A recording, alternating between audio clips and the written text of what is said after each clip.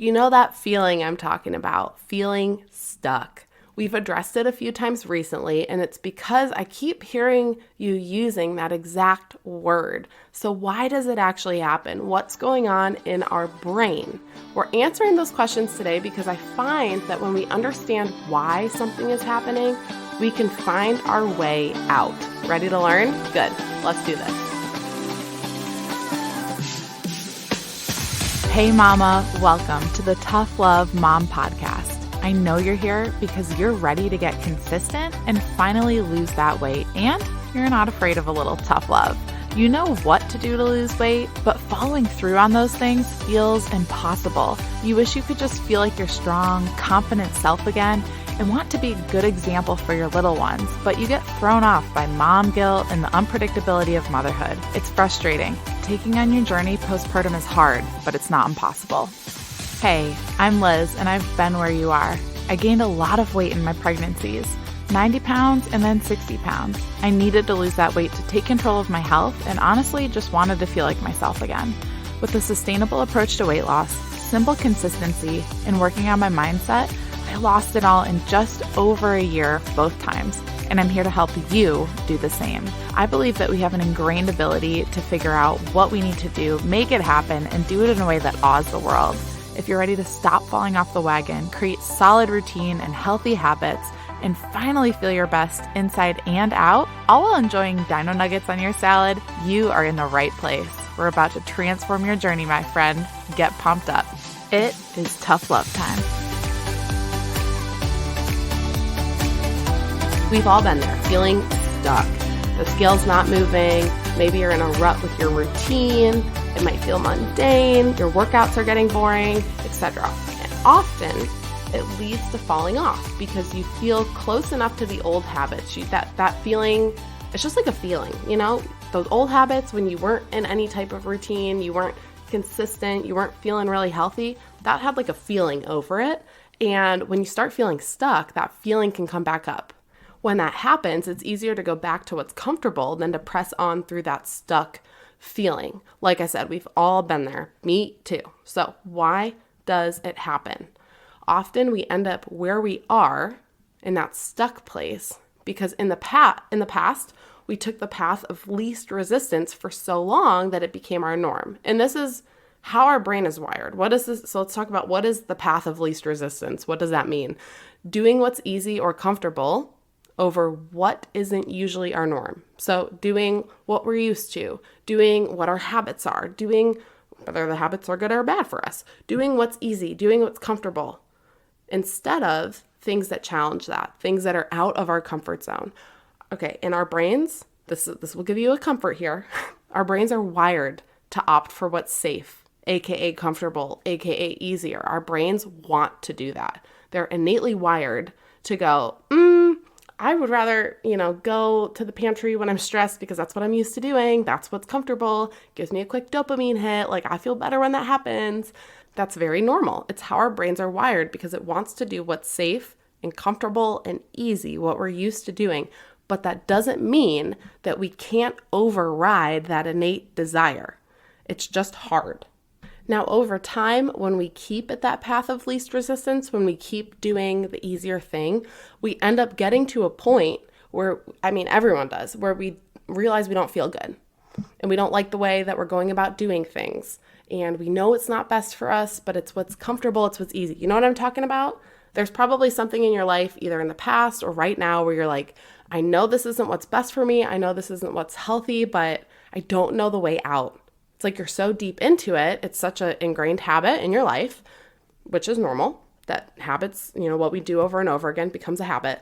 But it's so deeply entrenched that you're like, I don't know how to get out of this. I don't know how to change what I'm doing. And it can feel insurmountable to pivot from the past or what you're doing right now because you've been on that path of least resistance for so long. So I'm saying all of this not to make you feel bad. If you're feeling that way right now, drop it. Like, drop that feeling. I'm just helping you be aware of what's going on in your brain. A lot of this is, again, your brain wired for wanting to do what's safe and comfortable and easy for you. And so when you're making that choice day in and day out, or week to week, it's going to be a lot easier for you to keep doing that. Does that make sense? So it's just how your brain is wired. Doesn't mean anything good or bad about you. The cool thing is your brain has what's called neuroplasticity, which is basically the ability to change, which is a beautiful thing. Like I said a few minutes ago, though, it's just hard. It's hard to make those changes because it's not what our brain is wired to do. So it can feel insurmountable when you need to pivot from what you've been doing to doing something else, when you've been doing that old habit, that thing you want to change for so long. It takes a lot of effort to turn this moving train. Like picture a big old freight train rumbling down the tracks. Boy, mom life right here. But I'm not gonna do it.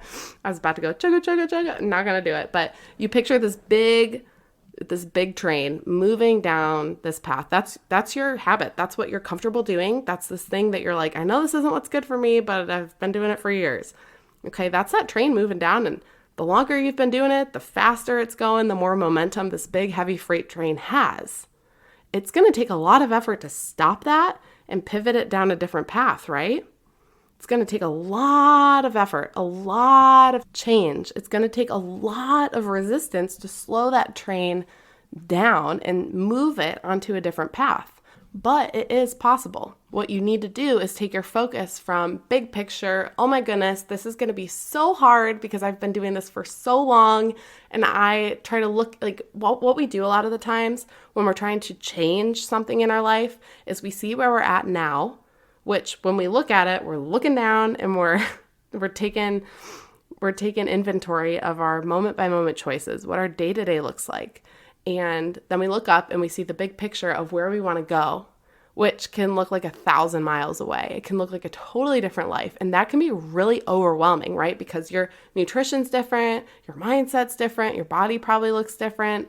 Everything is different from where you're at right now to where you want to be. And that's overwhelming because you know, and it's true, but logically, you know that's going to take a lot of change, a lot of effort. And that's often why we don't even start. And so what I want you to do is take your focus from that big picture down to the moment by moment choices, because it's in each choice that you begin to slow down that train and put it on a new path. If you keep focusing on the big picture of all the changes you have to make, you're going to get really overwhelmed and your brain's going to keep wanting to take the path of least resistance. But when you can slow down your thoughts, slow down your mind, slow down that anxiety and frustration that comes in when you think about all that you have to change, and you take a second to look at the moment you're in and say, how can I make this one choice different right now? What can I do slightly differently to make this path of least resistance not my norm anymore? What can I do to make a small pivot in this habit so I can be different months from now? That's all I want you to do is start focusing on the moment and making a slightly different choice. Because when you do that, that big moving freight train that's going 100 miles an hour is going to start slowing down. And eventually, you're going to be able to turn it onto a new path. How cool is that? I just love it. So if you want quick hitting reminders like this, make sure to join my totally free text list. It's a simple way to stay connected, to chat, and get reminders about stuff like this so you can stay the course and start slowing down that train. Okay, sister? So just text tough love, 2 words, to 205-809-7300, and you'll hear from me each week with a little bit of encouragement and empowerment to keep taking on your journey and to stay consistent. In the meantime, go get after it. Before you go, thank you for spending this time with me on the Tough Love Mom podcast.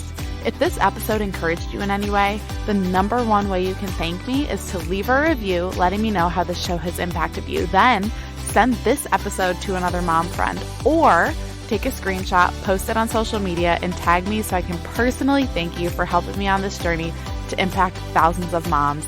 I'm so grateful to be on this journey with you, sister. Until next time, get after it.